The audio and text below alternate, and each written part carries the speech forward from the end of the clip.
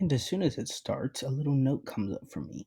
So the note just gives a little enjoy the video and an explanation of what comes in the video. So I just press continue, but Enjoy this movie, then visit brainpop.com for much more. then you can see down here at the bottom, if you see where the fireworks are going off, there's little tabs that are all where the other questions are going to be. So these other questions come up whenever a specific thing goes off that the students are supposed to answer to. So um, if there is a specific definition given, the question may be, how would you define blank? So it's really, really engaging and it really keeps students focused because they have to answer questions in real time about the videos. And I think it was a really great resource. It also allowed for a lot of great images on each multiple choice question down here.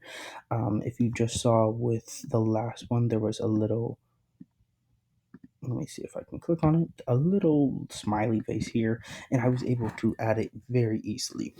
You just had to add the image link in there and it sourced it for you. It ran it through copyright law and it was really, really easy to use. So I love that source.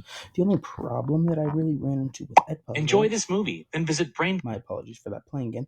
If you see at the bottom, a lot of these little markers where the questions were very close to each other.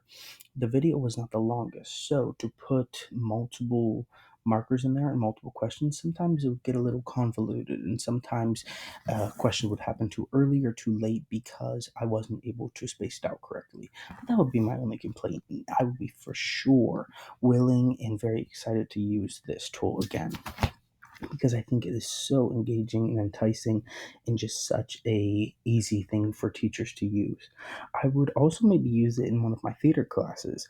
I teach to a lot of kids technique and I think it would be great to show some of my younger students videos of performers and different performances and have them follow along with the video, maybe answer questions about certain techniques that were used. I thought that would be a great way to really keep students engaged, and I would definitely use that in the future. Lastly, the most exciting tool that we used and different project that we focused on was quiz tools, and these are more of our summative quiz tools. And again, I've learned a lot about handheld summative assessments, but not as much of online ones. And these really focus on the standard of being an analyst and had educators understanding and using data to drive their instruction and support students in achieving their learning goals, which really focused on providing alternative ways for students to demonstrate competency and reflect on their learning using technology. So, some forms of quizzes that I found while researching were things like Google Forms and Kahoot, and they are just great forms of quizzing. The tool of Google Form falls more under the category of a formal test, more professional, and then it's more of, like I said, a formal test, but in an online setting. And a tool like Kahoot adds stakes to testing and presents it in a game manner, which makes the assessment just super fun and super engaging. So that's why I chose Kahoot. I've used Kahoot over and over as a student, as a teacher, as a club member, and so many different things, and it always gets people excited. So with Kahoot, I used it to be a follow up to my formative assessment. So I wanted to connect them a little bit and I wanted to allow the Kahoot to be about these first person pronouns. As you can see, I named it the first person pronouns quiz. And it just asked about defining a first person pronoun, giving examples of first person pronouns, and using them in sentences. And I thought Kahoot was a great tool to use this. Looking through the quiz, it was super fun and exciting, and I really, really loved using it. I thought a really awesome thing that Kahoot allowed was that you could stretch out the time.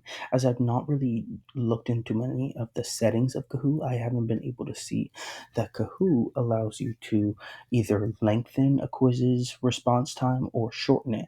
And with my test or my quiz being about um, using your context clues in sentences by reading them and filling in the first person pronoun that would work the best. I thought that it would need more time, and it was great that the Kahoot software allowed me to extend the time that students were allowed to read it.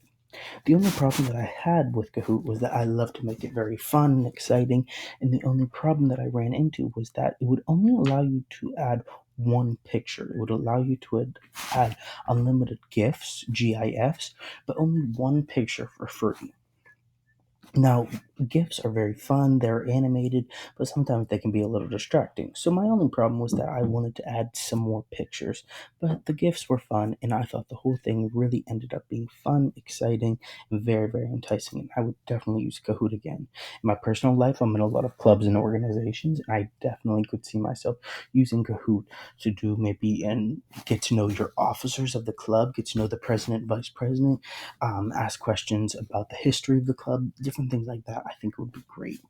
So, all in all, I had a great time over this course, being able to explore different resources that I haven't heard of, ones that I have heard of, and gained more information on. And it really just pushed me to be a part of the future.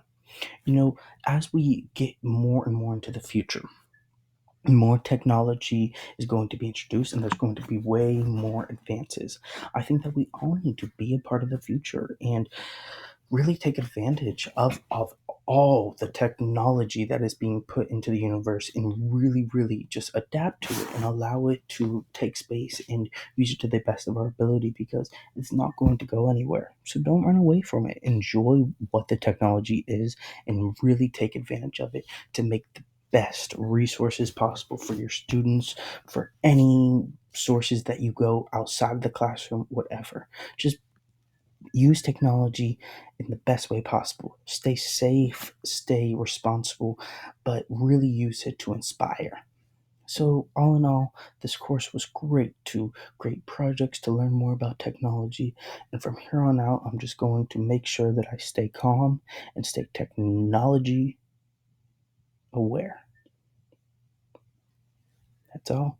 Thank you so much for watching, and I hope you have a great day. Thank you.